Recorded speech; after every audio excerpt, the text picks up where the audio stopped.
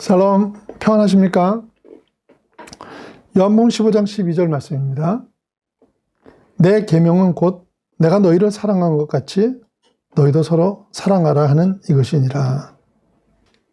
어제 우리는 예수님이 우리에게 주신 유일한 계명이 사랑인 것과 믿는 자가 행할 가장 기본이 헌금 많이 내고 교회 일 열심히 하는 것이 아니라 내 이웃을 사랑하고 믿음의 형제들을 사랑하고 교회를 사랑하는 것이라고 배웠습니다.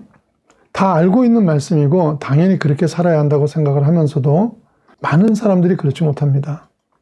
왜 그렇습니까? 사랑하고픈 마음이 있어도 구체적으로 사랑한다는 것이 무엇인지를 사실 잘 모르기 때문입니다. 그래서 오늘은 구체적으로 어떻게 하는 것이 진실한 사랑인가에 대해서 몇 가지 알아보도록 하겠습니다. 첫 번째요. 사랑은 무엇보다도 상대의 입장에 서는 것입니다.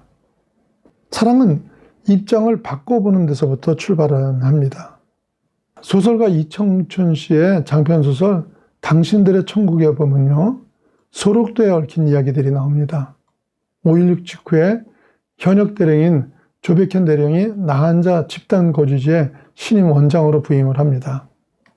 그는 소록도를 한번 둘러본 후에 나한자들의 비참한 삶에 안타까워하면서 이들을 위해 천국을 건설할 것을 결심합니다. 그리고는 바다를 메어 매립하는 계획을 세우죠. 그리고 나한자들을 동원해서 작업을 시키는데 원장은 나한자들을 위해 불철주야로 애를 쓰지만요. 정작 천국의 혜택을 잊게 될 나한자 자신들은 아무도 기뻐하지 않습니다. 그러다 결국은 그 일은 실패하고 맙니다. 왜 그렇습니까? 그는 나한자들의 환경에 대해서 안타까운 마음이 있었습니다. 그걸 이룰 열심도 있었습니다. 하지만 나한자를 진심으로 사랑하지 않았습니다. 그래서 병들고 몸이 불편한 나한자의 입장이 되어보지 못한 겁니다. 몸이 불편한 이들이 바라보는 것은 깨끗한 시설을 위해 하루 종일 강제노동하는 것보다 쉼이 필요했던 것입니다. 하지만 원장의 눈에는 자신의 계획의 정당성만 보이지 그들의 입장이 보이지 않았던 것입니다. 그래서 사랑은 입장을 바꾸는 데서부터 출발을 해야 됩니다. 입장을 바꿔서 생각해보면 내가 한 말이 또 행동이 사랑인지 아닌지 금방 알 수 있습니다. 입장을 바꿔서 생각해보니까 내 말이 상대에게 서운함을 줄 것 같으면 그러면 하지 말아야 합니다. 상대를 아프게 할 것 같으면 말아야 됩니다. 그게 사랑의 출발입니다. 두 번째, 사랑은 허물을 덮어주고 가망성을 격려해 줍니다. 베드로전서 4장 8절 말씀입니다. 무엇보다 열심으로 서로 사랑할지니 사랑은 허다한 죄를 덮느니라.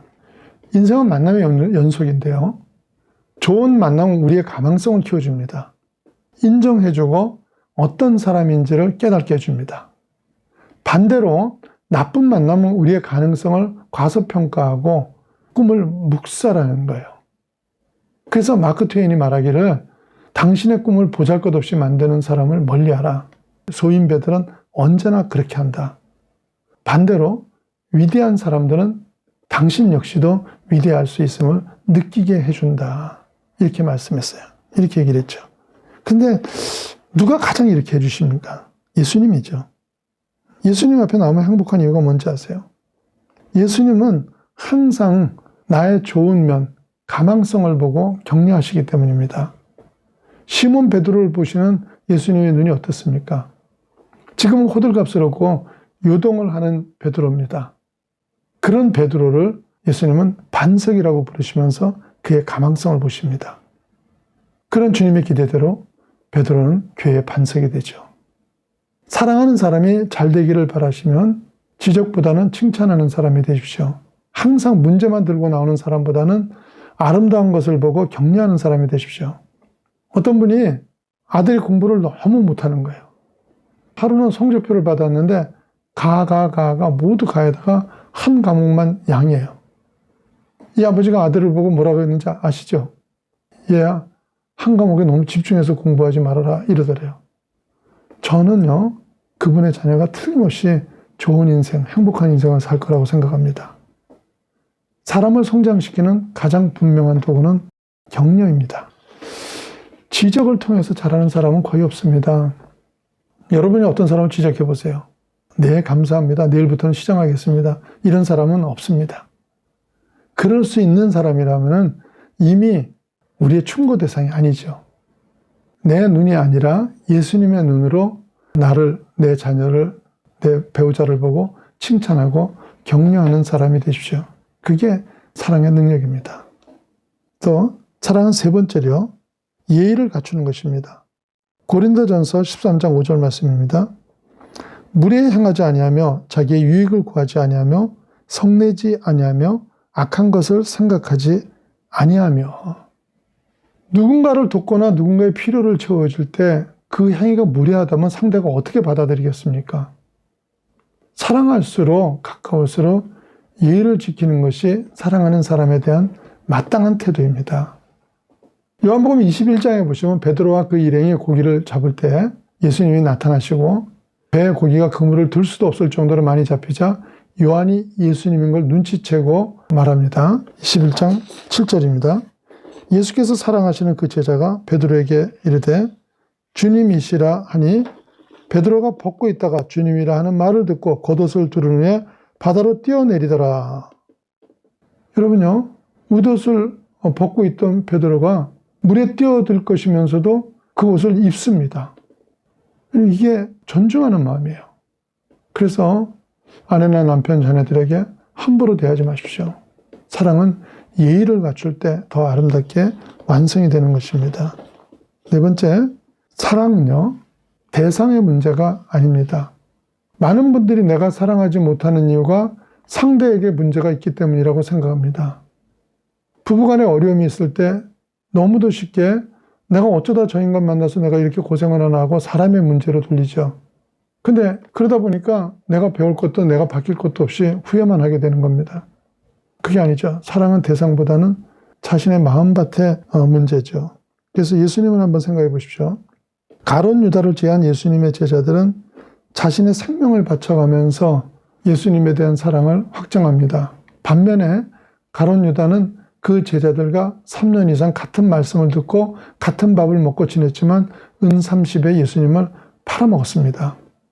동일하신 예수님 한 분을 놓고 어떤 사람에게서는 생명을 거는 사랑을, 다른 사람에게서는 탐심을 봅니다. 이게 대상의 문제입니까? 각각의 마음밭이 달랐던 거죠. 이것은요. 그리고 마지막으로요, 사랑의 근거를 하나님께 둬야 됩니다. 지속적인 사랑은요, 하나님이 근거가 되어야지만 합니다. 자기의 감정을 근거로 한 사랑은 입장에 따라서 상대를 대하는 마음이 왔다 갔다 할 수밖에 없습니다. 베드로의 고백입니다. 마태복음 26장 33절입니다. 베드로가 대답하여 가로되 다 주를 버릴지라도 나는 언제든지 버리지 않겠나이다. 배신 안 할 거면 저 혼자만 안 하면 되는 것 아닙니까? 근데 베드로가 자기가 근거가 되니까 남을 끌고 들어가는 추한 짓을 하게 되고요. 그렇게 해서도 결국은 주님을 부인하고 배신하지 않습니까? 그런데 이 베드로가 나중에 주님을 사랑하는 것이 근거가 되니까 순교할 때까지 충성하는 신실한 종이 되게 됩니다. 서로 사랑하십시오. 우리는 일하기 위해서 태어난 것도 아니고 돈 벌기 위해서 태어난 것도 아닙니다. 우리는 사랑받기 위해, 그리고 사랑하기 위해 태어난 하나님의 자녀들입니다. 사랑하심으로 세상을 아름답게 만들어 가시는 여러분이 되시기를 주님의 이름으로 축원합니다.